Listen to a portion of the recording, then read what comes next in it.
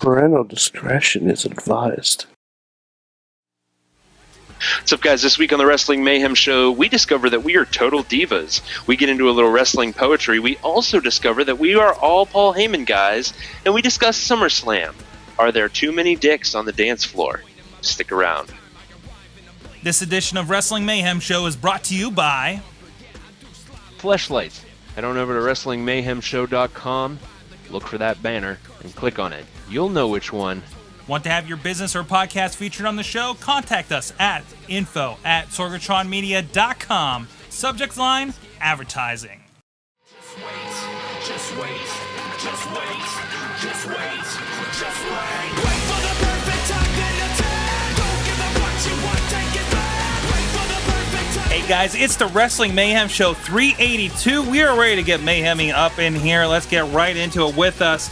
We had a little bit of a technical problem, so everybody's going to come funneled through one pipe here on the Mayhem Show via Google Hangout. Hence the awesome titles we're going to have tonight that are not really working out too well. But Papa Lunchbox joins us from the depths of Pittsburgh. How you doing, sir? I'm excellent. That's exactly right. There was 3 rivers where they intersect, and I am deep underwater and underground. Maybe the 4th river, if you will.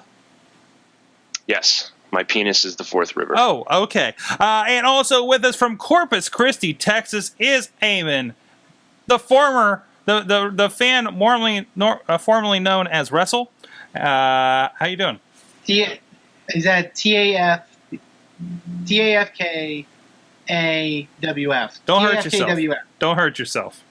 I would read all the results about the artist formerly known as Prince Ican. I wouldn't understand why they. I thought his name was Tafka P for whatever, and WCW hired a wrestler named Tafka P because I was a fucking moron. And it's Wrestling Mayhem Show time, guys. Wow. I don't know Okay. what that tangent was about. Okay. Also with us from the Bronx, New York. Ah! Oh, the buzzards. Does this make me Luke Harper? It's Mad Mike. Hey, it's Mad Mike in the dark. Apparently, there's never a power outage in New York City. It's rolling blackouts and such. But anyways, this is the Wrestling Mayhem Show. Guys, we're at WrestlingMayhemShow.com. Email us at goodtimes. Good time. Good times at WrestlingMayhemShow.com. Drop us a line 412-206-WMS0. That's 9670. We love the hotline. We love to hear your voice. Drop that there. Also, if you want to do any video mails or anything like that, we are able to do that kind of stuff. So please email that to the address as well. Also, drop us a line on Twitter. Oh, wait, I forgot to put the thing up. What show is this? It's the Mayhem Show at Mayhem Show on Twitter. We're also on Google Plus, Facebook. There's a lot of conversation going on, but none as much. Well, there's the Twitter has a lot going on during the wrestling or the Raws and the Impacts and the other verbs used And as wrestling shows. But the Facebook group is the place to be for sure. And of course, look us up on iTunes, Blip TV, YouTube. Video and audio versions of the show, Stitcher. Subscribe to us, leave a comment, share it with your friends, please. And join us here, if you'd like, every Tuesday night live at live.sorgatronmedia.com around about 9 p.m. Eastern or so. Or check out the rest of our shows throughout the night. So let's get right into it, right into the emails. Guys, we had a new one here.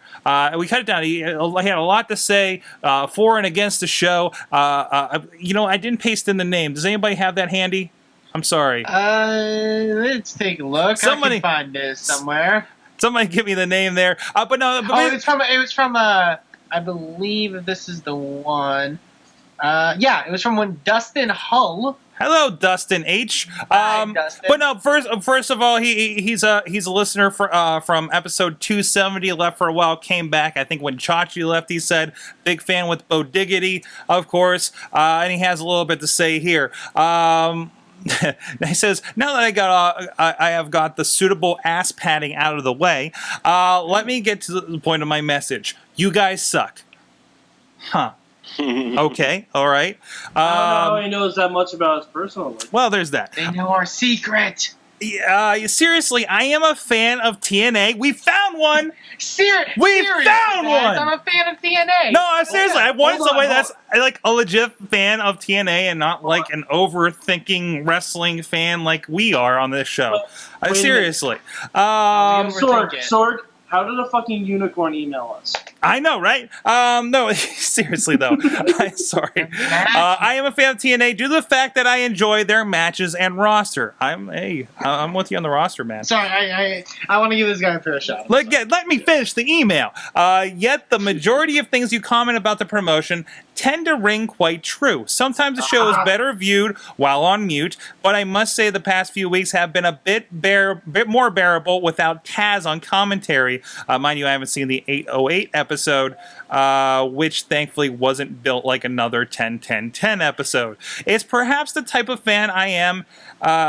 I might have read that wrong, is more focused on the in-ring action and not the, quote, entertainment aspect of wrestling. So much so that I can watch New Japan Pro Wrestling pay-per-views in full without understanding a single word that isn't spoken by Prince Devitt, Carl Anderson, or Alex Shelley.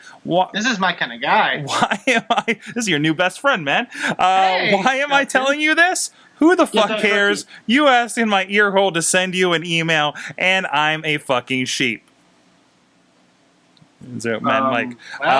So I'm doing such. Now you put away the mask, of course. That mixed with the delirium that kicks in at 4:30 a.m. after 2 sleepless nights results in a state of mind that will have you saying yes to Kurt being your designated driver. All right, excellent. He did have a couple questions. The first one, I think the SummerSlam question he has on here, we pretty much addressed last week. But he does go on to ask, which would you fix first about TNA? Get rid of the Hogan/Bischoffs, get rid of the MMA guys, or get rid of Dixi? Personally, I think Dixi's the problem. Dixi's the decision maker as far as I can tell, not really knowing the full back business side of things. But, I mean, the buck stops at her. And if she's spending the bucks in the wrong places, it goes back to her. Right. I'm sorry. How many owners did WCW go through year after year between the Bischoffs and the Russos and the head bookers and everything year after year? It seems like that's the only thing missing from this puzzle. We get a reset without actually resetting who's in charge. I mean, yes, bookers and writers and stuff are turned over, but still, I think it's the top down approach here, guys. If you had somebody else I'm sorry. Go ahead there. I agree with you for the most part. I don't think cutting the MMA guys are going to do anything for them in the long term. No. Yeah, it's dumb that they have them there, but that's their choice, and they're not killing that company. Well, I don't think that's entirely their decision either. I think Spike has a lot to do with that. Possibly. True. I think that if they cut off Hogan and Bischoff, I do think it does aid, because I think someone mentioned a couple weeks ago about how they're the ones that are sort of giving Dixie all this, this is what you do as a pro wrestling owner. Yeah. Like, this is the stuff that you do. Yeah. So I think that does play into it a bit, but I do agree with Sorg for the most part that Dixie Carter is the head that needs to be chopped off. I agree as well. I think, but the thing is, I think if Dixie goes, then the rest of them go on down the line. If you lose Dixie and you bring in somebody else who's more knowledgeable, then it's likely that Hogan and Bischoff are going to go. Like you said, the MMA guys, that's more of a Spike TV thing. They'll be integrated differently, though. Mm-hmm. So I agree. Cut the what's the saying? Cut the snake off at the head. Cut it off. If you cut the roots of a tree. What? Then the tree's a whore. I don't know. I can't believe you guys are throwing Dixie under the bus like that. Yeah. Well, this is business, man. I think it's Hogan. Yeah. I think it's Hogan. I think it honestly is Hulk Hogan, because they pay him so much money that they feel they have to use him and Brooke in every angle, in every possible major storyline, in order to justify the cost, the money that they spend on him. Mm-hmm. If they weren't paying Hulk Hogan that money, they would be able to actually pay their talent and their talent would be more motivated. And that would Also- produce better matches and There you better go. work rate and better everything. And they wouldn't have to get rid of half their knockout division. They could actually have a fucking X division again. Like I see what you're saying. I see what you're saying. I don't think Hogan's specifically though the one. He's obviously going to get a great deal of money, but I still think Angle is getting a significant amount, especially from the way they're handling his whole drunk driving bullshit. Like he's got a lot of play in that company.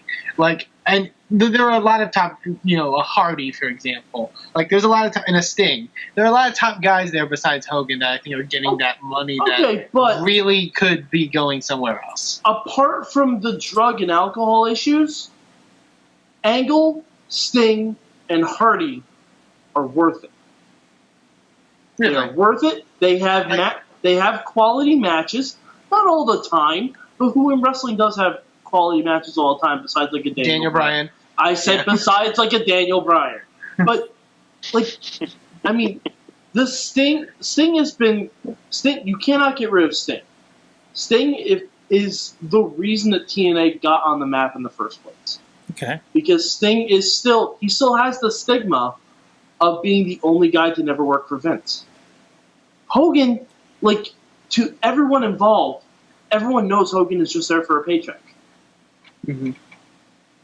The Texas Anarchy chimes in the chat room. They are the ones paying for Hogan, not Hogan paying Hogan. Still Dixi's fault. I feel like if they replaced Dixie and they replaced her with somebody that wasn't going to pay Hogan those big bucks, Hogan would take his ball and go home. They need somebody with access to money, but not as impressionable.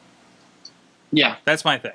All right, let's move on to the next email. A returning emailer, by the way, guys. Who wants to take this one? There is another question there, Sorg. Oh, I'm sorry. There is another question here. I am so sorry. Yes, this is probably the more important Let's get of to the the two. serious question. This is the more important of the two questions. He says, which would be worse, Rikishi giving you a stink face with a ruptured hemorrhoid, or X-Pac giving you a Bronco Buster in a hospital gown after tearing his anus? See, that's the key. And Kishi. I was going to say Rikishi solely for the fact that not reading this close enough that X-Pac would at least have the singlet on, so it wouldn't be as bad. But if it's the hospital gown, it's a little bit more. I'm leaning more 50-50, but I still got to go with Rikishi. Wait, you guys are saying Rikishi would be worse I think so. than getting teabagged by the guy who has a smaller cock than China? Hey, at least you know Size has nothing to do with at it. least you know you wouldn't put your eye out. Yeah. There it is. I think X-Pac is worse. That's just me. There's a good shot that X-Pac is always worse in any question. My God. No, please because a ruptured hemorrhoid, Rikishi has a wide ass. There is at least a 38% chance that you avoid that hemorrhoid completely. I also have to take into account I probably don't know what a hemorrhoid is. Next email, please. Glad that you were at least honest. With butts. Leg Kick in the chat room provides a valid opinion that you can probably contract something from X-Pac during the Bronco Buster. That's true. That's true. Blech. Can I read the next one? Please. Oh, God. Get that email taste out of your mouth, right? At least that To question. the WMS Nation. It's been a long while since I last had an email from you guys, but I had to catch up on Raw in a long time. When I first heard about Bray Wyatt last night, I was thinking about what would happen if Mike Knox and Haystacks Calhoun blended together. Then add in his family Duck Dynasty. Wish they hadn't gusted on in and add in a lantern and to lead the way into the ring, and you got one of the weirdest intros in the history of the entire promotion itself. If Waylon Mercy had returned to be his manager, it would have been a whole different story. By the way, I like their theme song too. What about RVD taking on Ambrose? I'm guessing he may be the new U.S. champ at SummerSlam, despite the fact that he's almost in or somewhat in his 40s, if you can relate to that. See you guys later. Pierre Kelly, a.k.a. Mr. Techwood Drive. Oh, Pierre Kelly! Oh, that's right. We did. He was. He is France! Oh, you gotta love our imposed nationalities on emails. We force ourselves on you. Yes, But yeah. yes. We have a lady email. I'll take this one. Oh, yeah, Well, there was a question. Yeah, there was a question. Well, I there's a saw a question. question mark. I forgot there was a question. So what do you think of this? I believe he was asking about what about RVD taking on Ambrose? I think it's going to be a tremendous match. I said This is the most excited I've been about RVD since. dude, seriously, I think RVD's delivered since he's come back. There's a couple matches. I'm sorry, he got kicked in the face and got knocked out by that one time. I'm not saying he hasn't delivered. Yeah. I'm just saying WrestleFan doesn't nothing's been trust really anybody over intriguing. 40. What was that? Yeah, it just hasn't been intriguing. I said WrestleFan's like an old hippie. He doesn't trust anybody over 40. Oh, jeez. I'm a little disappointed it's on the pre-show. It's on the That's pre-show? the problem I have. Yeah. What? I don't Yeah, it's on the understand why they're All right, putting now RVD on I'm the not pre-show. happy about it, to be That's honest. pretty gross. But you know what did make the main show? Huh. The Total Divas match. Yeah, Damon Hey watched man, that Total Divas is fucking killing it in the ratings. It I is. know, No matter but what you you're think about it, bumping- everybody is watching it. But you're bumping the United States Championship match with Rob Van Dam in it. Fucking killing I don't it think in the they're bumping it. ratings. I don't think they're bumping it. I think they're trying to push the pre-show. I think it's a good push for the pre-show. I want to watch the pre-show, that's for sure. Well, the Yeah, I'm pre-show glad- is yeah, an yeah. hour long. And it's not like it's not like they haven't had a killer match in the pre-show. Look at Money in the Bank with the USO tag match. Right. You I'm know? glad I'm getting it for free, on YouTube, but Yeah. it's just a weird choice. Well, no, I mean, they've been doing a lot of secondary title matches on the pre-show. It's also very weird that the main event of Raw was something that was used to build to a pre-show match on the pay-per-view. That part was kind of weird. What? Well, the main fact event, that the main event match. The main event match on Raw was Oh. used to build to the pre-show. But it was also used to establish that there's probably going to be a tag title match. Probably. The world's strongest dad. And that could be something, if they don't set it up on SmackDown, that's something they could set up in the pre-show, as they like to do, to string those together. Yeah, because especially since Dean Ambrose is involved, you could have the rest of the Shield come out, have Mark Henry and Big Show come out at the end of the match, say, "All right, fine, you screwed RVD out of the U.S. title. We want your asses right now for the tag team titles." Yeah, yeah. And that's how you open the pay-per-view. I like it. And then that's exactly what they're doing, because they want you to start the pay-per-view, and you're like, Because- oh crap, I missed something? And that gets Because you you into that guys pre-show. remember Sunday Night Heat? That's what they did all the time. All the time. Exactly. Steve He's Austin right. versus He's right. Midian. Yeah, exactly. Awesome. So, wait, hey, Leg Kick TKO has an email. She does, and Yes. I'm hopefully will be eloquent enough to take that over. Hello, the Wrestling Mayhem Show. Once again, Total Divas was the best thing on television. Sup, blank face, too old for this shit, Sarah Del Rey. Know this, the Wrestling Mayhem Show. You are all grown-ass women capable of accomplishing anything. Yeah, that was amazing. If you don't watch Total Divas, Daniel Bryan called Brie Bella a grown-ass woman, and it was amazing. Bitch, I'm moving to Phoenix. Oh, Jesus. Yeah. Speaking of the Divas, that mixed tag match, wow. I don't know if it could be have any weirder of a finish short of Khali hitting a shoot Hurricane Rana on AJ Lee. For my discussion question, I would like to know who you want to see replace Kurt Angle in the Main Event Mafia versus Ace and Eight's 5-on-5 match, since he'll be in rehab. My pick is Doc, scorned by the club that had finally given him purpose in life, only to turn his back on him in an hour of need by not voting him into the vice president's position. He is now seeking his revenge. I would go with... I don't even know who's in this match. I'm sorry. Well, no, Yeah, neither do they. No, Neither it's do they. Main Event Mafia with Sting, Samoa Joe, Magnus, and Rampage, and Mystery Man versus Aces and Eights. So Suicide. Yeah, Suicide. Manic would actually make the most sense. How but, about Terry Funk? Not the wrestler. Not the wrestler. Just Terry someone's Funk going to is shoot fun. themselves in the head in the middle of the ring. D'Lo Brown. Yeah, why not? I would be happy if it was D'Lo Brown, honestly. I love D'Lo Brown so much. Oh no, actually, Joseph Park. That works. Yeah, there you go. Finally, I must address the situation contained within the Wrestling Mayhem Show itself. Poetry. I'm quite a fan, and I feel that, sadly, the poems being submitted to the show are lacking in style. Therefore, I have taken it upon myself to elevate the level posy found on this show. Should any of the Wrestling Mayhem Show hosts name the type of poem I have written, I will buy that person a pizza, hopefully to be delivered on air. Are you taking this one? High stakes. I think I can do this. Are you sure? God. Are you Oh, sure? God. I'm prepared if you're not. I got this. I got All right. Tag me if I took tag me. English- I Hey, took tag English me if and you I go off the Oh. rails, okay? Sorg, do we have Okay. classy music? I don't know. Hold on. Intern Mike, do you know how to play the violin? Quick. I know somebody that Oh, plays you're the off accordion. Let me record. call him. Okay, here we Hold go. on. Okay, Google. Are we waiting for music? Classy music video.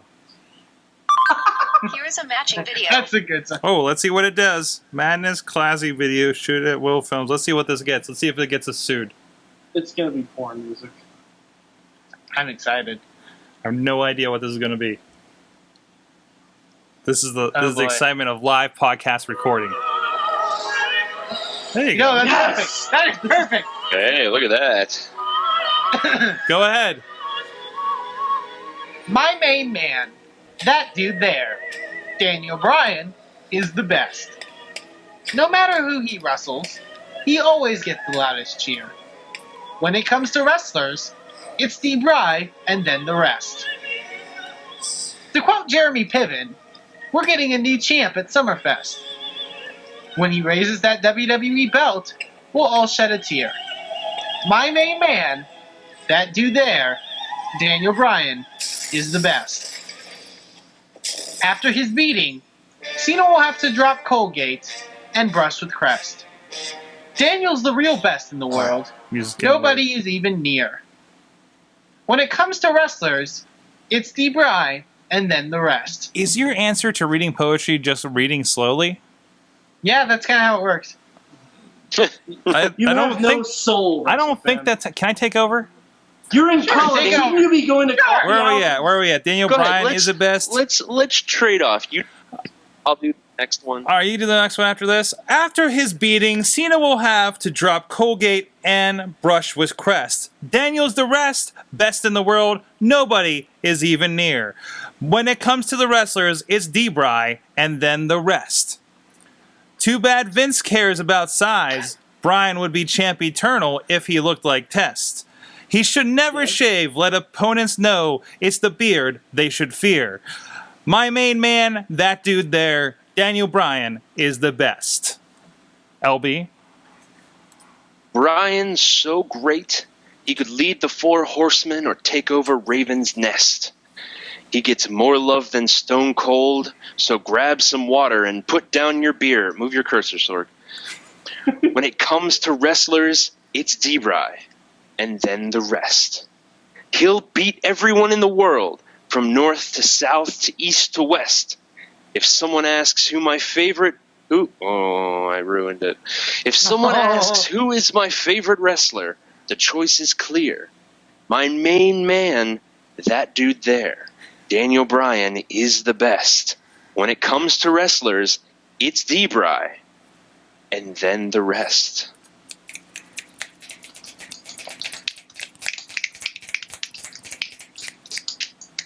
We just classed this So bitch does up. anyone know what kind of poem that is? You may win a free pizza.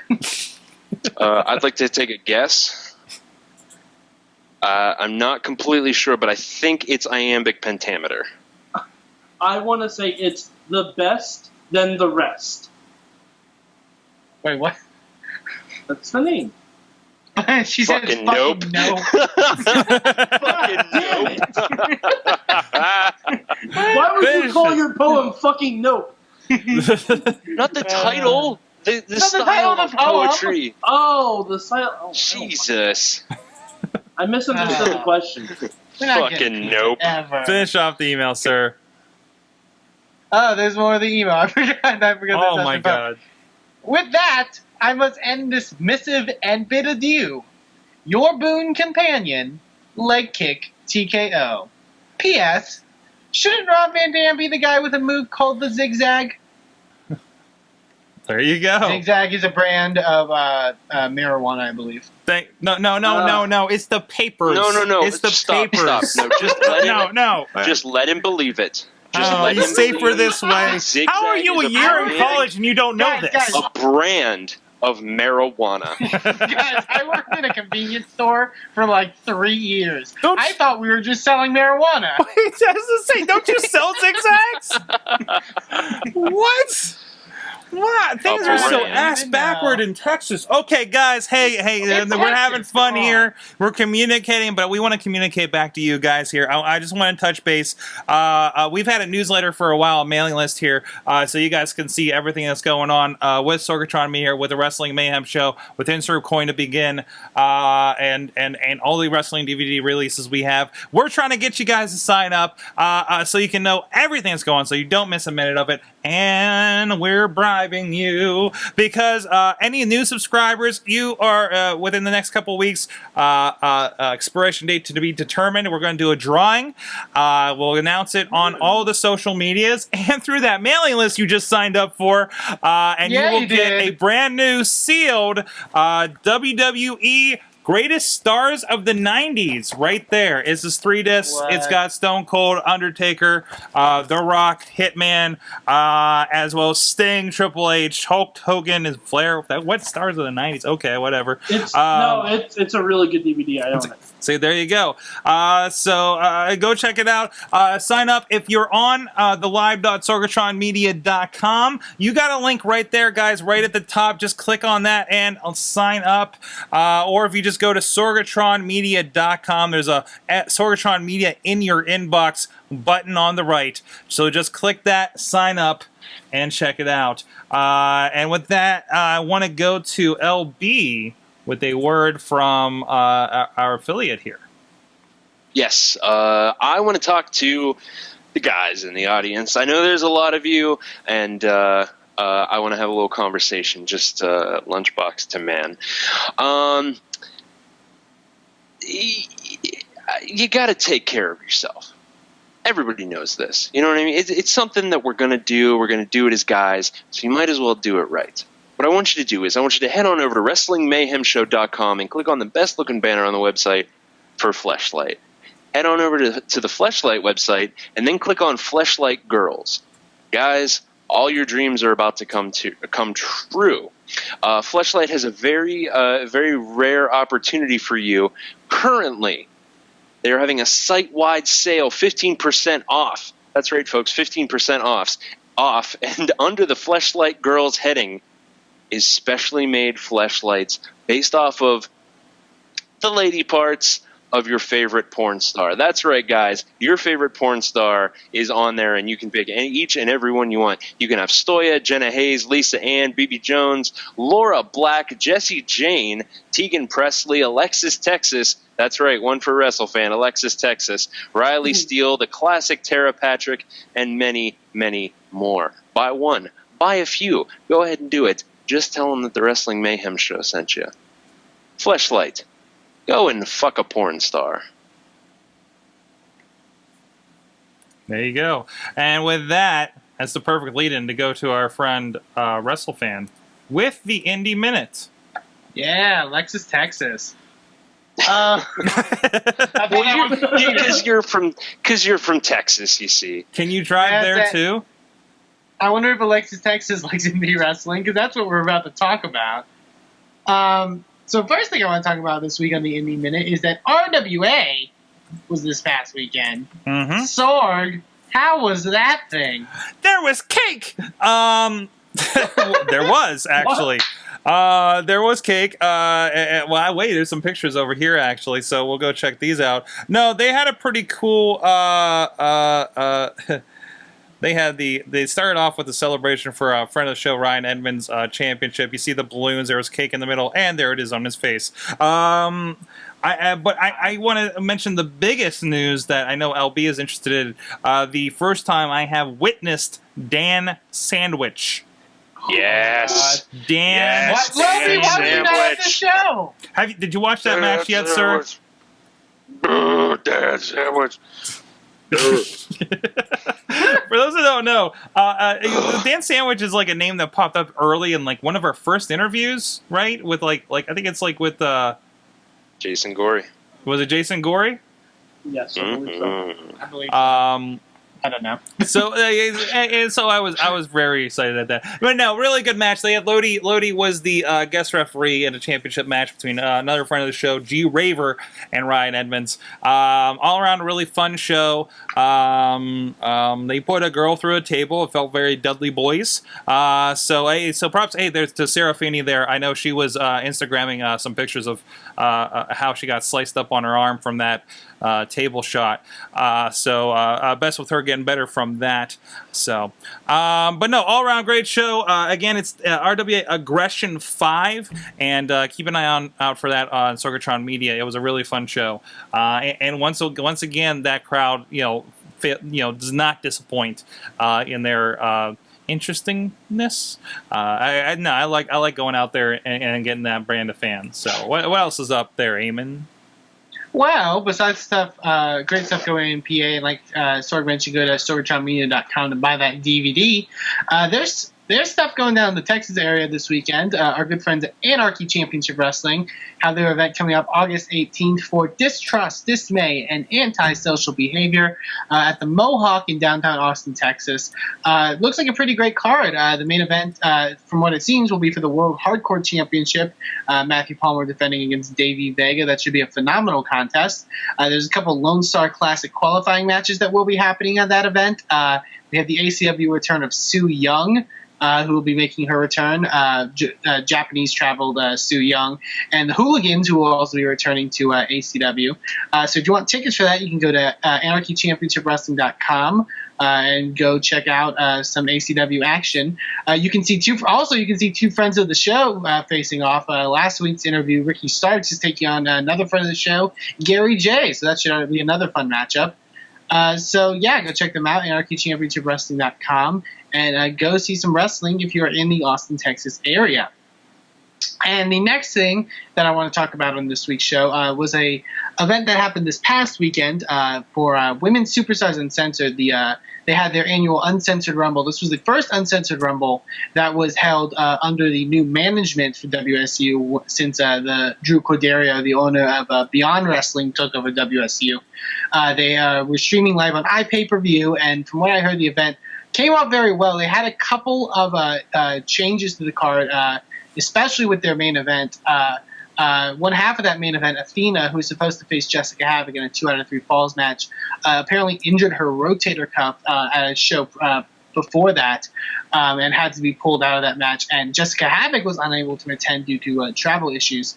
But they actually made that show work. They sort of, put some more people, gave them a bit more of a chance and rose them up on the card. From what I heard, it was a great show. You can actually currently watch that show still at their at czwipayperview.com, which is where they ran the iPay-per-view from. But it will apparently also soon be up on streamwsu.com, which is their streaming website, which is actually very good. I believe it's $9.99 for a subscription there, and you get their entire library, their entire category of stuff from past WSU, including their current stuff. And I think that's really great. I love what WSU has been doing under the management of Beyond Wrestling. They're really putting a good emphasis on production value, and they're especially also with getting their content out there and stuff like that for people to see. I think that's great, and I think they have a great product. So I definitely encourage you to go support them. Women's Superstars Uncensored. Go find them, and if you're in the New Jersey area, go to a show and go see some pretty great women's professional wrestling. You said that was streamwsu.com, right? Mm-hmm. $9.99 a month, awesome. And you get all streaming titles. I love that there's more of this. I love that they're doing this. This is how you're going to do it. You're not going to the indies. You're not going to win doing $20 DVDs a pop. I know you want the money, but geez, God, if I can figure out a way to do streaming IWC and RWA, I will freaking do it, man. This is the way to go. Just everybody's got Netflix. Everybody's used to that, right? So right. Awesome. No, I think it's great for them. And Drew Corderio, who runs Beyond Wrestling at WSU, is very smart in that aspect, and I think he's instilled that in WSU. And I think it's been great. So definitely be on the lookout for them. Go check out an upcoming show if they have one coming up. And the last thing I want to talk about is that Ring of Honor has an event this weekend on the 17th for Manhattan Mayhem 5 in Manhattan, New York. Looks like a really, really stacked card. The new Ring of Honor World Tag Team Champions, the American Wolves, Davey Richards and Eddie Edwards, defend against the former champions, Red Dragon, which is Bobby Fish and Kyle O'Reilly. They lost the belts to Forever Hooligans from New Japan Pro Wrestling. However, in their first defense, the Hooligans lost those belts to the American Wolves. So now it will be Wolves versus Red Dragon for those titles. There will also be a couple matches in the Ring of Honor World Heavyweight Championship Tournament. New Japan star Carl Anderson takes on Michael Elgin. Karen Steen versus Roderick Strong. We'll see the Young Bucks taking on Forever Hooligans in a match, which should be very awesome. So if you're in the Manhattan area and you want to go check them out, I encourage you to go check out Manhattan Mayhem 5.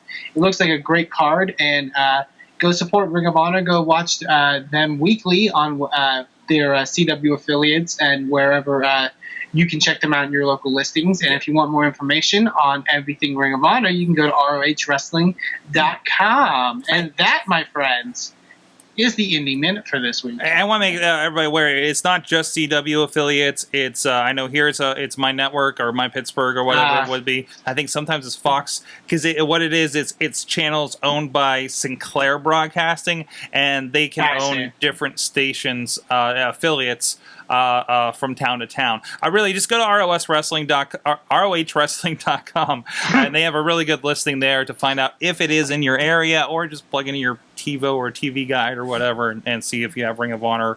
It may be listed on as ROH Wrestling or Ring of Honor Wrestling, depending on where you are too. So keep a mind out for that. And otherwise, they do put the show up like every Thursday, right? After it airs.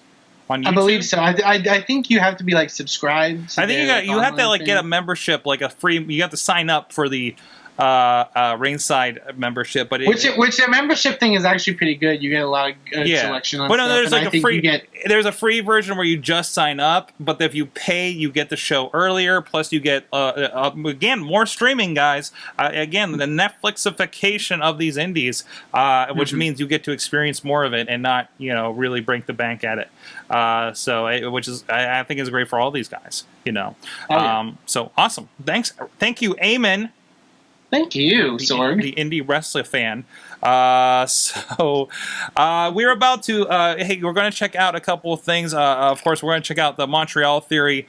It's still going strong. People are still picking it up. People are still speculating over that thing that happened some odd 15 years ago now, right? But before that, we got the app, the Wrestling Mayhem Show Gold app. It's $1.99 on your iPhone and Android app stores, guys. And we're going to give you a little preview of what kind of craziness happened before, after, in the middle of the show that we put just in that app. And it's got all the stuff you need, connections to the show, be it Twitter. If you're drunk, you can hit that call button and you can join us and leave a voice message, and we might play it here on the air, or just laugh about it and pass it around amongst yourselves. But you never know! So here's a little bit of gold. Montreal Theory. We'll be back with Remember When. Me, sex with the little dragon. Hi, Sorg. Stop it! No 5-hour energy, Bo Jackson. Don't tempt me. I needed to do him. Which is an interesting process, by the way. Oh, it's the wrong one! Oh no! He's a fucking Smurf! What's happening? Yes, sir. Fuck. Flaxseed? Flaxseed. Also, thank you for the nice email. Sir. Perfect. Woo! On location in Secaucus, New Jersey at WrestleCon, we're getting theories throughout this entire convention. What are their thoughts on the Montreal Screwjob? We're investigating for MontrealTheory.com. I am joined here by the Bee's Knees, the Cat's Pajamas, the whole shebang, somebody I've known far, far too long. Age 18, 19? Earlier than that, probably like 17. My God, it's not even legal in Ohio. Not. Okay, we've just completely blown your cover. I apologize for that. Go. But we are talking about the Montreal Theory with Johnny Gargano, current Dragon Gate USA champion. Give me the whole thing. Open the Freedom Gate champion. Now, you've been there for a long time, and you've been a featured player. You've been the main franchise star of that company. I won't call you the franchise player, but I would like to know, how many gates have you opened in that company? About 12, 12. The big number is like 15. I'm reaching for that number. Is there like I'm at 12 right now. Is there a prize, like when you play Let's Make a Deal and Caramel opens the curtain and there's like a llama there? Is there like a prize when you open the gate? A dragon actually comes out. A real life dragon. I got like 12 at my house right now. So you don't slay them? No, I keep them. They're my friends. I open the gate to our friendship, basically. The dragon's friendship. I always thought they were cats. I don't know. But we're talking about the Montreal Theory, Montreal Screwjob, November 1997. Could Brett have been in on it? There's been a lot of different theories. Some people think we're onto something big. Some people think we're full of crap. I know you felt both ways about me over our relationship. So do you have a theory about what happened in Montreal? Do I have a theory?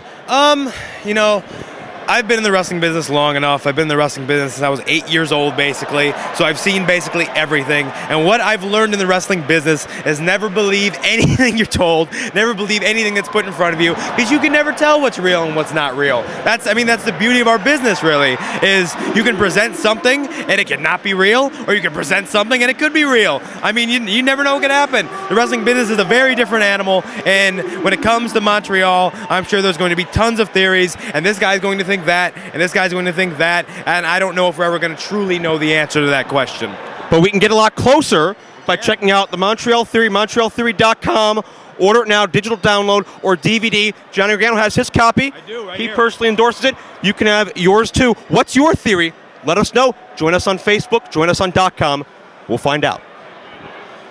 Hey guys, welcome back, Wrestling Mayhem Show. Checking that out with Montreal Theory and, of course, the Wrestling Mayhem Show Gold. We had a little bit of a voicemail miscommunique. I didn't realize that Bo Diggity sent a voicemail. So we did listen to most of that here on Mayhem Gold. If you want to see our direct reactions to that, go check it out on the app. In the bonus material. But other than that, we're going to tack that on the end of the show, if I remember, at 3 in the morning here when I end this. So look forward to that. So Dustin out there that emailed, you were not going to be without your Bo Diggity this week. That's the right name, right? Did I get that? At least I'm Yes. not. All right. At least I don't think he's like a Canadian girl like Mad Mike when he first started emailing. Okay. So You're still not wrong about that. you're closer to Canada than I am, okay? But this week, it dawned on me, like, I just sat there last night at Raw, and I'm just like, and I tweeted this, and I said, isn't it amazing that this is 2013, and Paul Heyman is still ending a segment on Raw? Who would have thunk it, right? Paul Heyman. Paul Heyman, of course. So I thought we'd dig back as a storied history through WWE, maybe a little bit of ECW, WCW, Paulie Dangerously. So I thought maybe, I don't think we've done this yet. I'm getting a weird deja vu, but I don't think we really. We might have done this when he was all holding up a belt and everything. We did it like a year ago.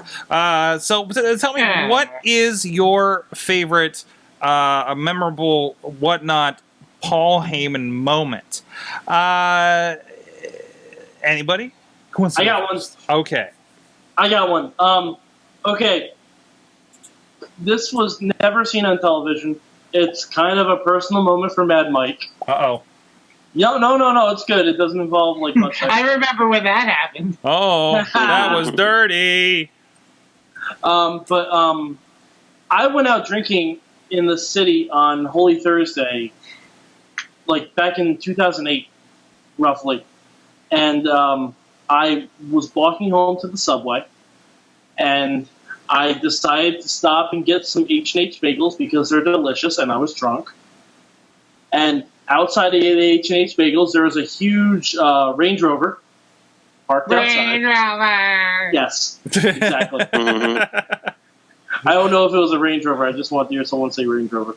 But I walked in to get my bagel, and there were two guys in front of me waiting for a huge bag of bagels to be delivered. And I saw a nice little bald patch and a ponytail on the back of this guy's head, and he was dressed in a pretty sharp suit.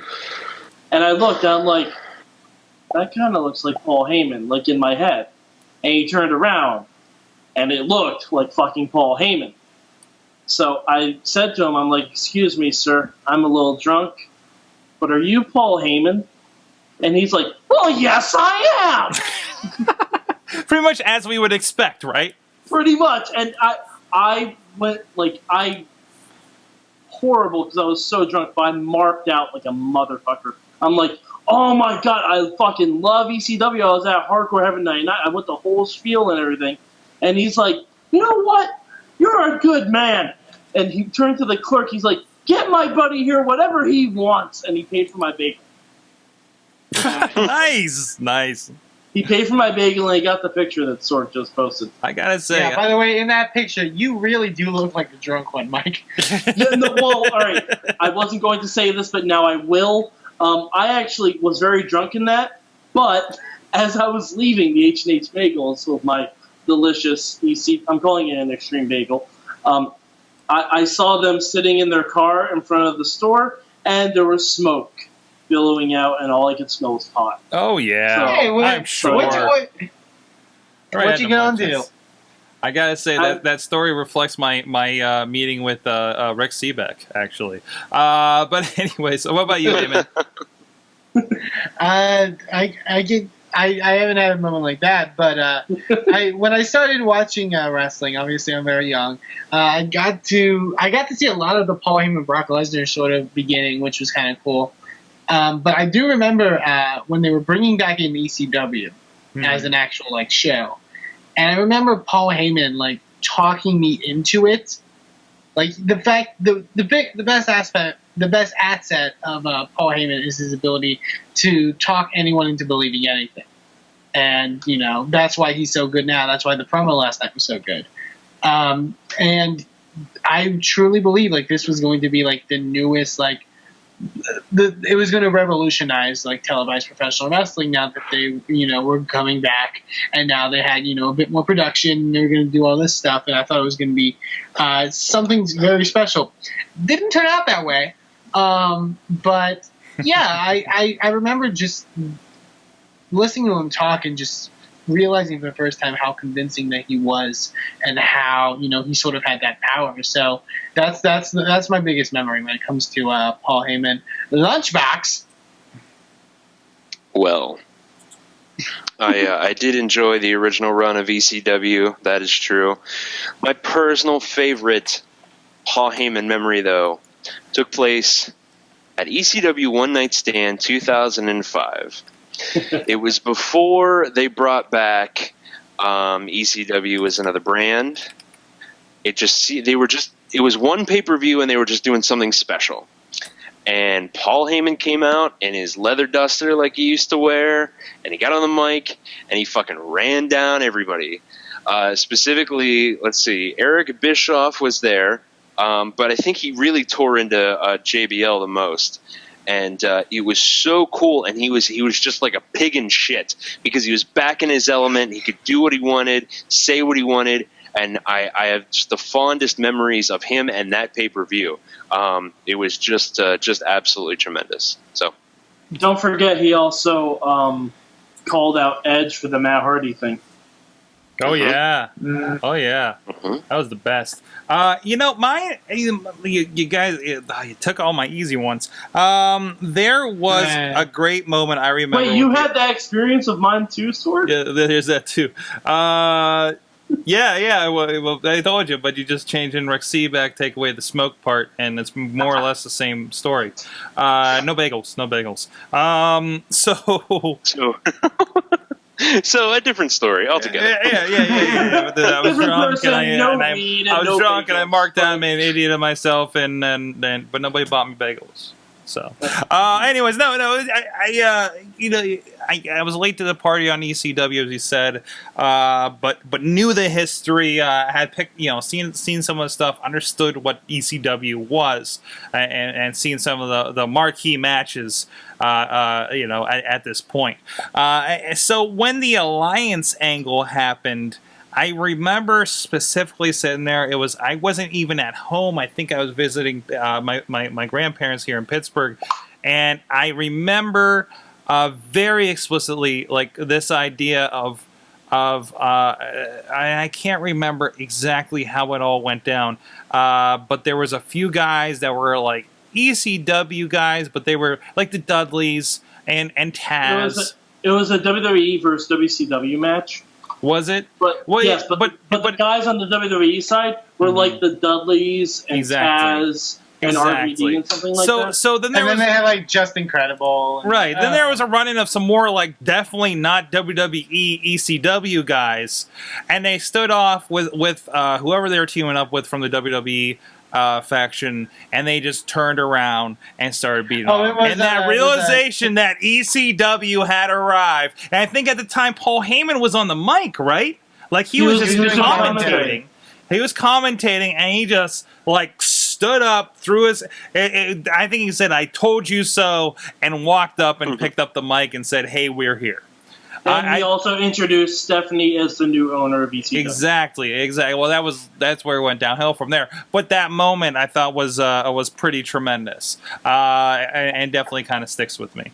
So I mean, and again, like we talked about, like even the last like year or so that he's been around, just walking around with Punk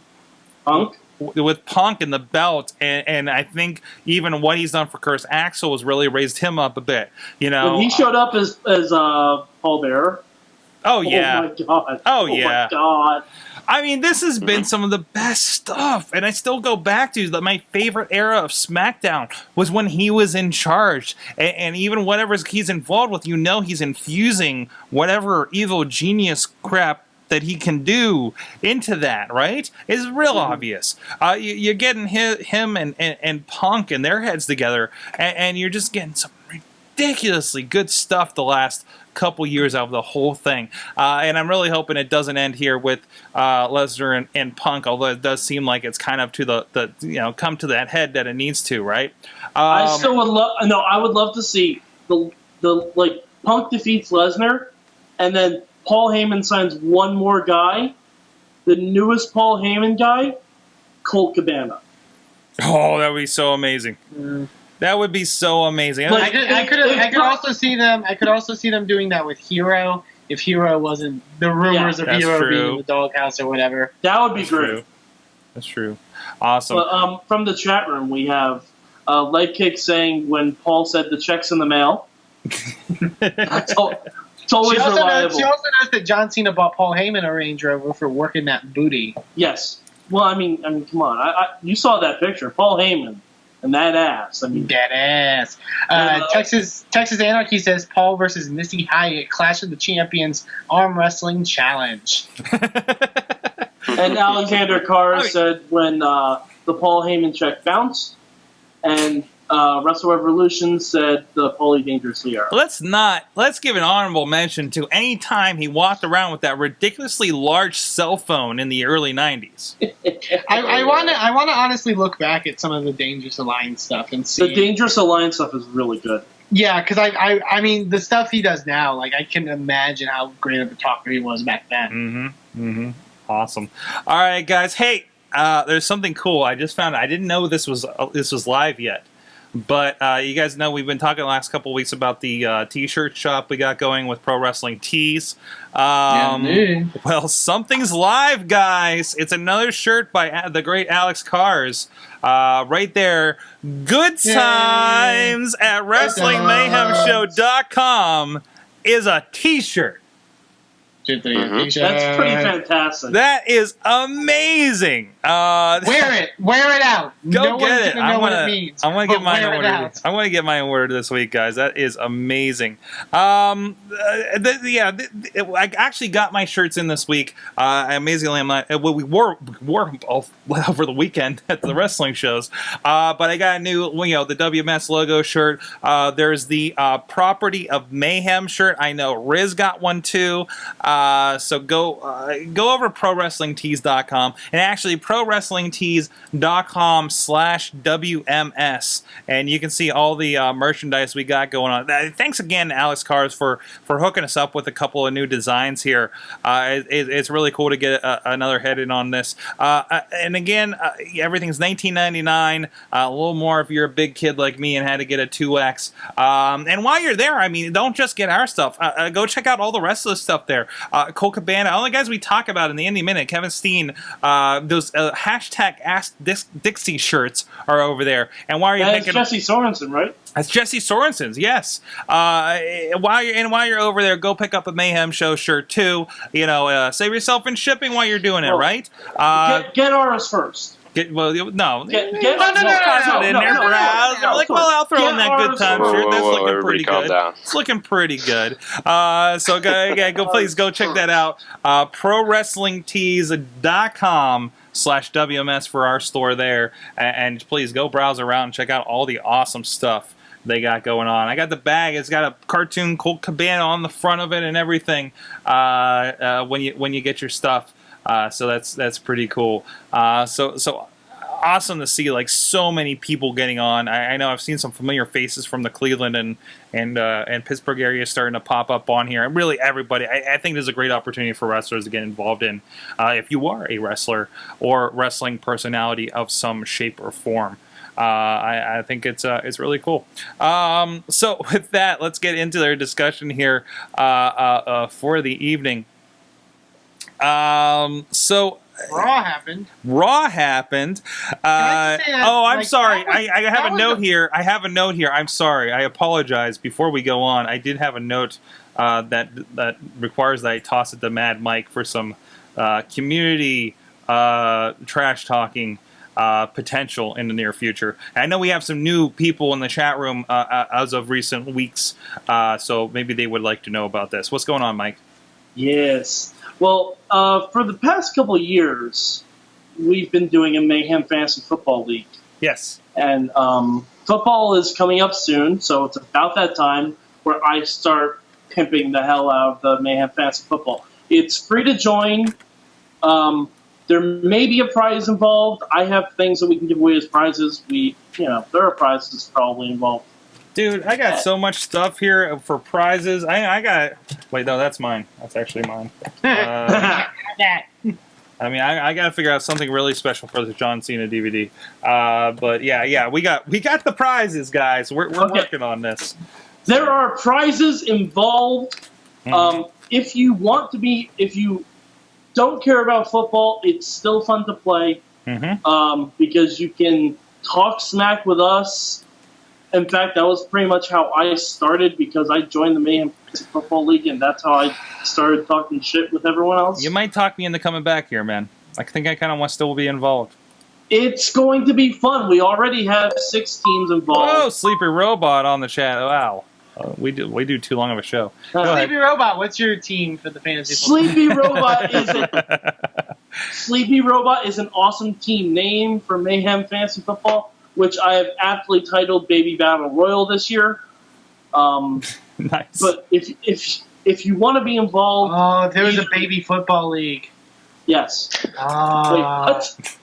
You heard. Shut That's up. not the noise I thought I'd hear for that one. If you want to be involved in Mayhem Fantasy Football, either email us at Good Times, tweet us at Mayhem Show, or tweet at me directly at MadMike4883, and I will send you a link to get into the show.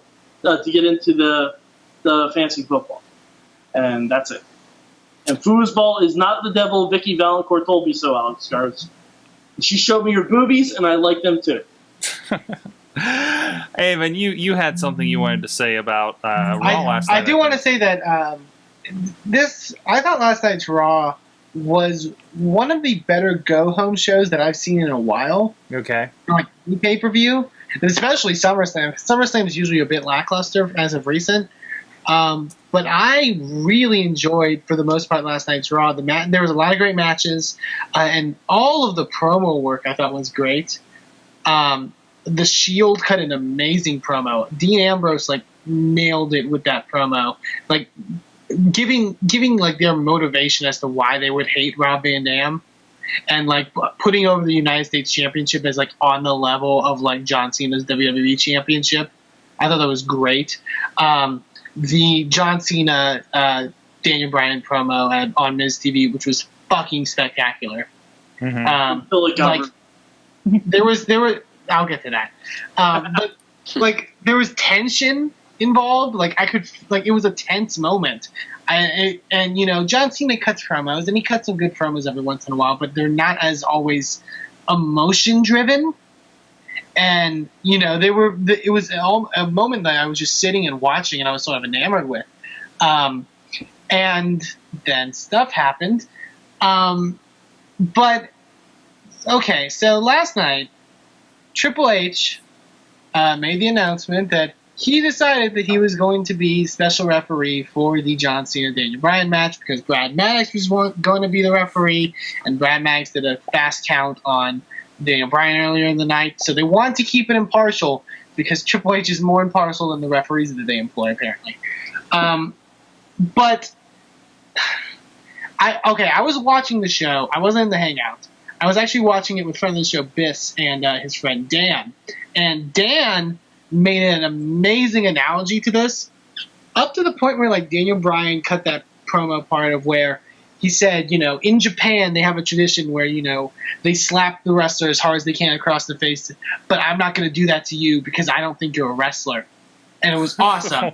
At that point, that promo was like the most perfect pizza you can ever think of. Like the crust is perfect, and there's the right amount of cheese on it, and the sauce is great, and it's just a perfect pizza. Just a great pizza. And then WWE goes, oh, look at this awesome pizza. It's like the perfect pizza. You know the one thing that would make this pizza better? Let's put some Twix on there. Everyone loves Twix. That would go great with this pizza. Just put it right on top there. And it's so accurate because there's no reason why Triple H getting involved in this aids to that match at all. Eamon, being from New York, I consider myself the pizza aficionado on this show. Mm-hmm. You should really, when using that analogy, indicate that Triple H and Randy Orton coming out are actually things people would not enjoy separately or on a pizza. Well, see, feces comes to mind. Normally I would say that, Mike, but the minute Triple H comes out and just stands in the ring, everyone starts chanting Triple H, Triple H, Triple H, and the focus is entirely off of the two guys in the ring. They also chant holy shit. So my feces reference is apt. Oh, yeah, fine. Your pizza topping of choice. There are pizza places that put chocolate and caramel and crunchy and nougat on pizza. Not with cheese. Yeah. Well, Paul Heyman is probably a big fan of that restaurant. Have you ever seen Ninja Turtles? Don't go there with me. Don't go there with me. Okay, the analogy's not the point. The analogy is moving on from the analogy. 5 minutes building up this whole analogy, and now you say that's not the point. Just saying Triple H made it shitty. I just want to point out that all the CCs around town are closed. I still have that helps the analogy any? No? Yes. But yeah, you got to get down to Washington to go to CC's. Yeah. And Tim Hortons. I ask everyone on the show, what does Triple H bring to the table in this matchup that wasn't there before? Sledgehammers. Yeah, sledgehammers. I think it brings as much to this as throwing in Jesse Ventura to a SummerSlam match all those years ago for no reason whatsoever. It's to add a little bit more. I don't think it's. But the difference is they're trying to make it even bigger. And what's bigger than throwing in somebody like Triple H? And whether you like him or not, again, everybody has something to say about him. It's not a matter of not liking him though. And I know what the match you're referring to. What is it? Mankind, Austin, and Taker or whatever. Triple H. Triple H. Sort of a basic feud. You know, maybe built in a couple months or more than that, whatever. This had It was also emotion No, behind it. but this entire thing, what you saw last night with Cena and Bryan, yes, it was good by itself, but it has also had this pretense of the McMahon family kind of battling over this situation too. Obviously, they're going to get involved, and this is that gateway for that to happen. This match is bigger than Bryan and Cena. I know we just want to see them go at it, but they're not going to do that, guys. I agree with you, but there's a way to do that. There's a way to do, like, have Vince interfere in the match or whatever, or have Triple H interfere and cut off Vince or whatever. But the focus now isn't on Cena and Bryan. The focus is on how is Triple H going to play into this. To be fair, I think last week the show ended with the focus being on Randy Orton. Yeah, and that's another thing. How many angles do you want on this match? Are you mad that we're like, well, we could do this? Well, we could have Money in the Bank. Well, Triple H could not really like Daniel Bryan. Well, Vince could get involved. Stephanie can get involved. Who knows, right? And that's the thing. And that's what makes you buy the pay-per-view, because you want to see what happens. Because there's about 10 different ways this can go. This is how the Attitude Era worked. True.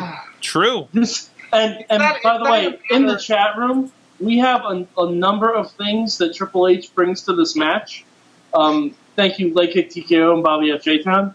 Pedigrees, hammers, being the coolest dude, Hex, lone quads, Motorhead, H-blocks, and sprayed water. And I think all of those are accurate. Yes. Yeah, and they're totally necessary in that match. My point Go ahead, Lunchbox. This is something I said on Facebook, and I think it's true completely, is number one, every now and then the McMahons are going to get involved with the main event because they like being on TV. Number two, Triple H is a McMahon with all that implied, and he loves being on TV. So it's just I mean, how every fucking year the McMahons get involved one way or the other in a main event. They insert themselves. They like to be on camera, and you know it just happens to be a main event that involves Daniel Bryan this time. Yeah, it's not just that though. I think, and that, but also that Cena has contributed so much to this, and like I said, of how emotional that promo was. It's built. The intrigue of that match has already been built. It's already been cemented. It's over. John Cena, the corporate dude, versus Daniel Bryan, and for a guy that hasn't liked a lot of the recent McMahon stuff, I have loved the way that Vince McMahon, and even to a lesser degree Stephanie and Triple H, have played into it for the most part, as they don't see Daniel Bryan as being the corporate guy. Like they don't accept him as that. That way he's never going to succeed. I have liked those aspects, but it's to a point where it's not just, like I said, if Vince did a run-in and tried to prevent Daniel Bryan from winning, that's cool, because that is somewhat interesting. But like, this is more than Triple H is more than just a McMahon.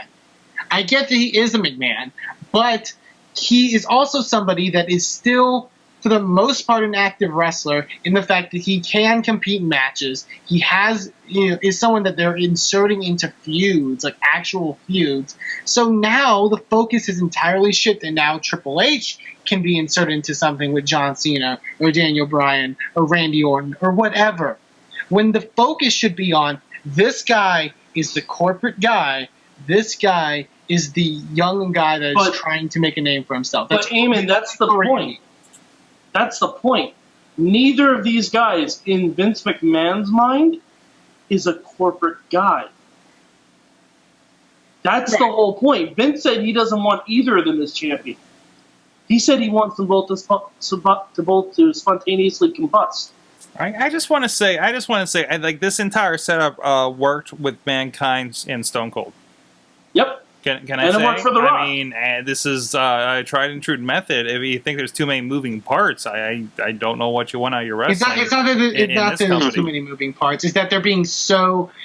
It's that you put so much emphasis on it that the focus gets taken away. I literally think that the reason, and maybe it's just me insinuating stuff, they looked and they thought, and they ignored, taking away the fact of how many people were excited for this match, they think that match can't main event SummerSlam. There's not enough star power to it. We have to have Triple H to be the star power. No, that's not it. No, that's not that's at not all what's happening. What's happening right now is they want to have this feud between Triple H and Vince McMahon, and they're taking the main event that's got all the eyes on it and trying to shoehorn in it so they'll look at this other thing as well. They want to try and keep the McMahon Triple H thing going until WrestleMania, and this is just another prolonging of how that works. I think it's just they're piggybacking. I really think this is just they're trying to make we kind of complained about SummerSlam not really feeling as big as it probably should, and I think this is a situation of them trying to make it as big as they can by we're going to throw all the names at it, we're going to throw McMahon's at it, we're going to throw Triple H at it, and I'm not worried about the focus. I see what you're saying. The focus is still going to be. The focus is going to still be for a good 20 minutes. Two guys in the ring wrestling, no matter what's going on outside. Yep. I understand, but I think to a certain degree less is more. But I understand what you're going for. Not with this company. But Eamon, this is an Attitude Era booked match. It is. It is. Can it just be I'm just saying. Like, the entire internet says they want the Attitude Era back. They say they want... That's very... That was when wrestling was amazing. Mm-hmm. This is that. That's very... To say that the entire internet wants that is not accurate. And let's be honest, it's not like this is going to be... Three-fourths of it. It's not like this is going to be the end-all, be-all match between these two. I mean, more often SummerSlam starts the feuds than ends them these days. Because, I mean, we do have, like, Hell in a Cells and God knows whatever Battleground's going to be in a couple months. It's just another pay-per-view on a bigger stage. You know? Does anybody... Like, I was watching the press conference. I'm like, why are we doing this? I don't understand a wrestling press conference these days. Excuse me. Listen, let's break this down. We've talked about this way too long. Let's talk about something that takes a lot less brain cells, and that's Total Divas. Actually, Sorg. Yes? Sorg, can I present a controversial opinion? On Total Divas? Yes. Okay. I believe that the beef that Bryan and Cena have with each other on Total Divas is more legitimate than the one on Raw. No, you could be right. You could be completely right. I'm serious about this. I'm absolutely serious about this. And that's why I said on Facebook, I kind of wish the Bellas were in this feud instead of the McMahon. I also think that John Cena comes off more one-dimensional in person than on Total Divas than he does on Raw. Right. No, John Cena on Raw is the opposite of one-dimensional.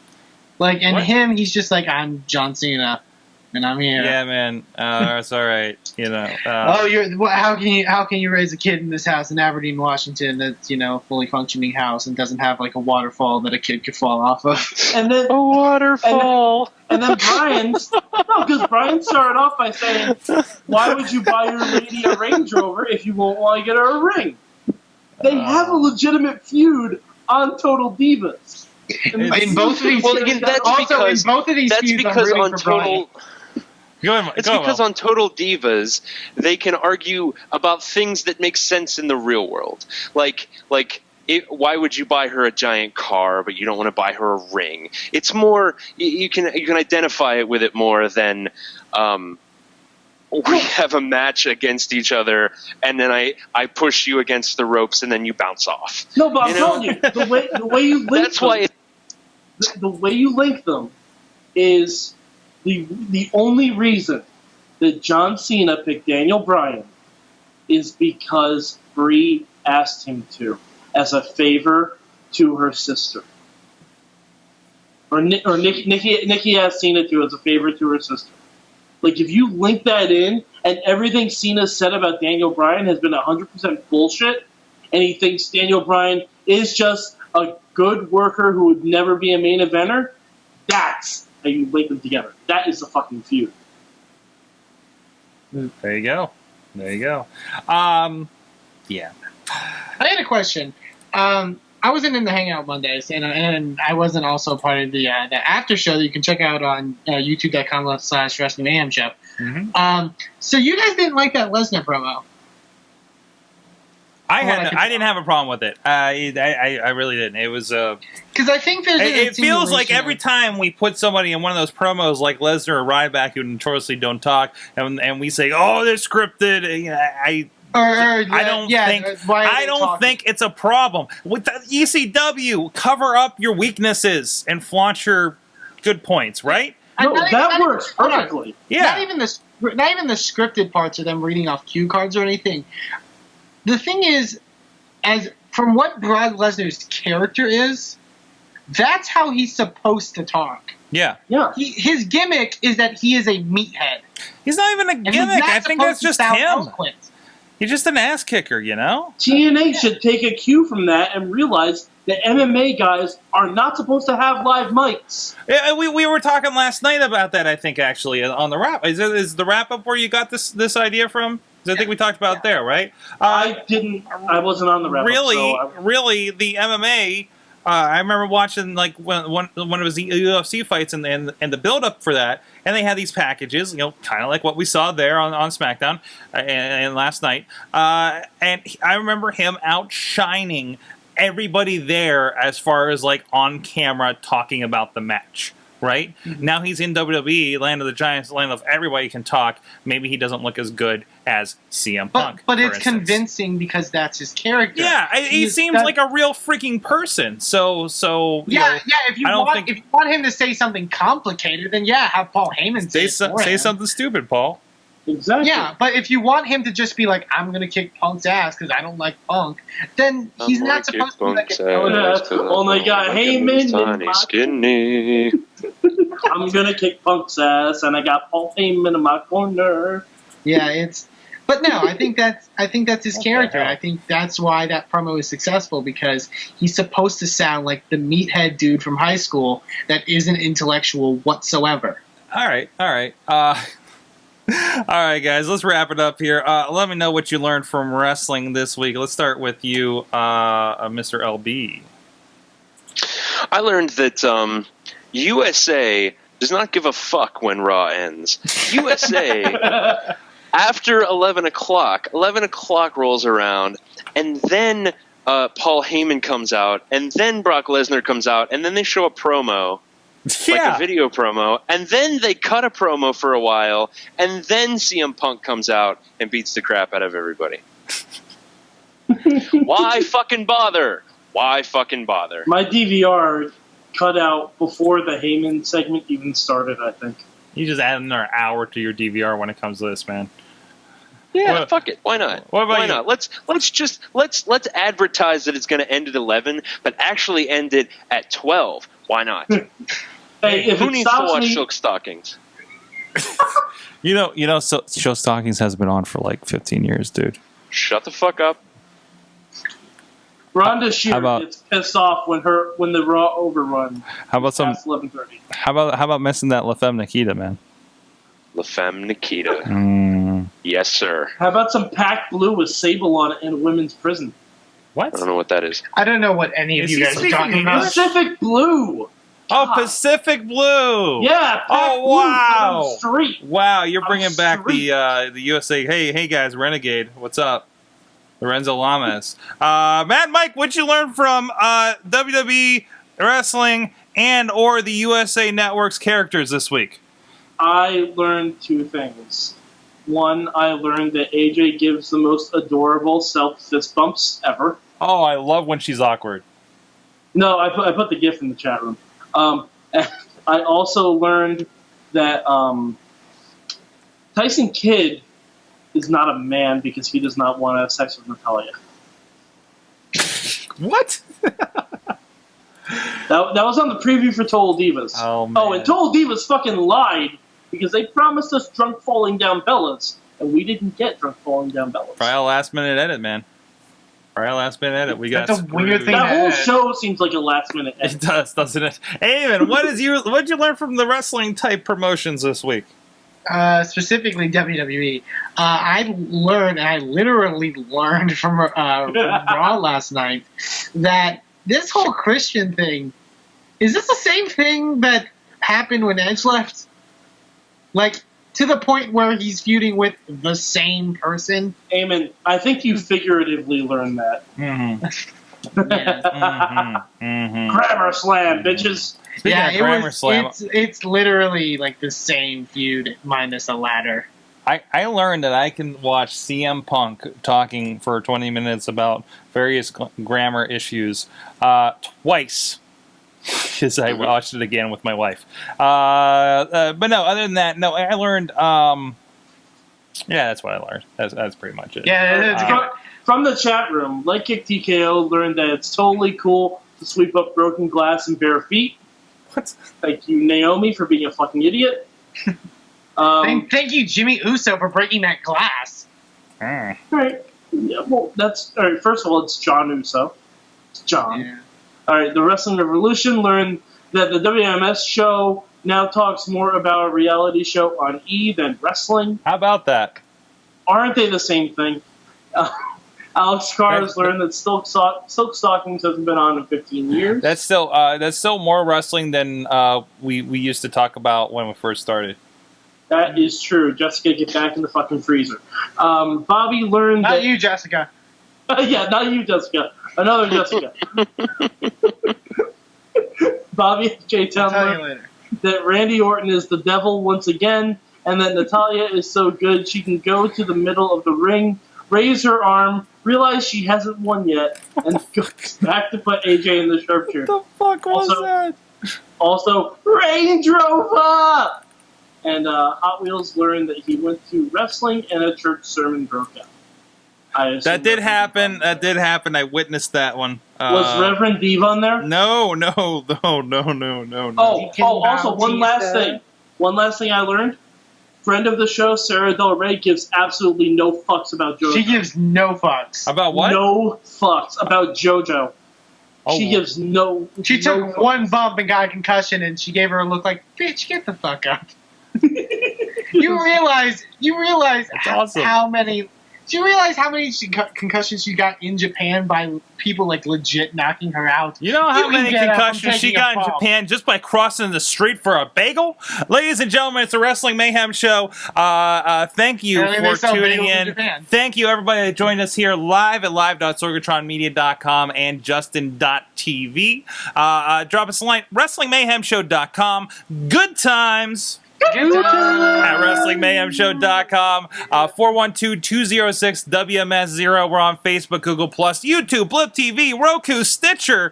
The Twitter is at Mayhem Show. Anyway, you want to get a hold of us and check out our Twitters that we've had on the screen most of the night here. We're going to try to get this fixed so we get everybody out of that hangout all smushed together and weirdly... hey, it worked. At least the conversation flowed. So we'll fix up some things around here. But help us out. Buy the app, buy the shirts, check out our sponsor. That helps us buy things that don't break when I'm not looking. So go check that out. Thanks a lot again to the chat room. Thank you guys for joining us. Thank you, audience. Mayhem out. Just wait. Wait for the perfect time, then attack. Don't give up what you want, take it back. Wait for the perfect time, then attack. Do what you got to do, make it last. Wait for the perfect time, then attack. Don't run, this will change the back. Wait for the perfect time. Whoa! It is fucking diggity. Let me bring you some quick raw thoughts before I get into the real reason I'm called. One, that Bryan and Cena promo was fucking crazy awesome.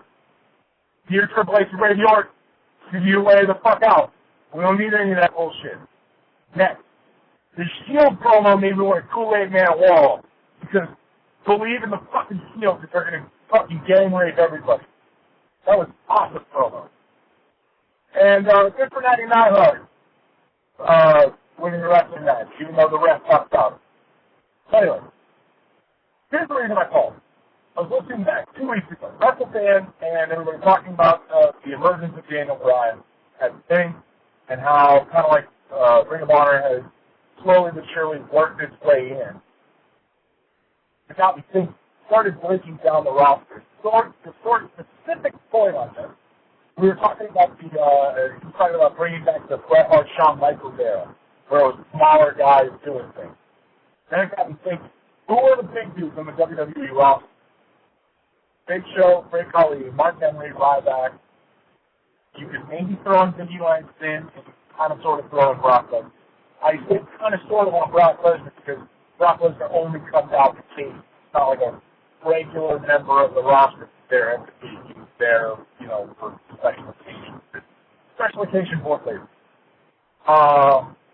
So that got me thinking. You really only have very few like huge dudes. Cena and Sheamus can kind of fit in there. Randy Orton, a little lean now. It's not a steroid pastry company. And then even look at the title picture for SmackDown. It's a Heart of the Real versus Christian. With Damian Sandow as the Money in the Bank. Like, that's your main event title picture on SmackDown. Those are the three not huge dudes. The main event title picture on Raw. Cena, Bryan, Orton. Two not huge dudes, and one only kind of sort of big dude. And it's kind of awesome. Everybody else is generally the same size. So you have a more, I don't want to say realistic, but like a more plausible match. Like I could see this match actually being a legit, you know, thing that happens in the street. Like if these two guys got to a real fight in the street, I could probably get a guess as to who would win, but I couldn't really tell you with certainty. Versus Big Show versus anybody smaller than Big Show, that shit ends quickly. Mark Henry, I piss my pants right now. That's the sort of thing. They're more plausible matches. And I think that's what makes it better. That's what makes people want to tune in and actually watch the wrestling, because you know that there's something that may or may not happen. The more unpredictable things are, the more you...